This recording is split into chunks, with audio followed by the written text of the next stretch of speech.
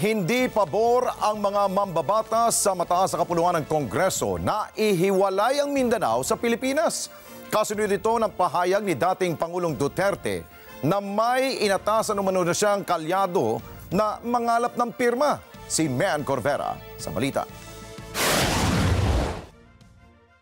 Naganap po yung pagpirma ng mga pangalan noong linggo ng Enero po, sir.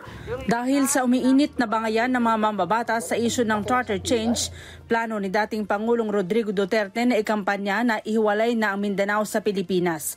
Sabi ni Duterte, inatasan niya na ang kapartido na si Davao del Norte Representative Pantaleon Alvarez na simulan ang pangangalap ng lagda para dito. Pero ang mga senador tutol sa naturang hakbang. Para kay Senador Francis Escudero, hindi posible sa ilalim ng batas na ihiwalay ang Mindanao sa iba pang teritoryo ng bansa.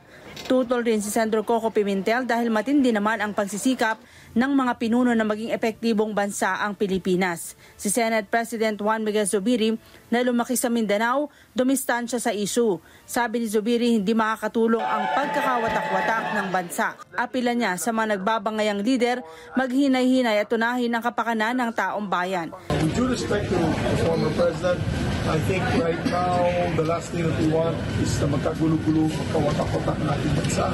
Ang akin dyan ay slow down po natin ang away na yun kasi ang importante dyan ay kapakanan ng taong bayan.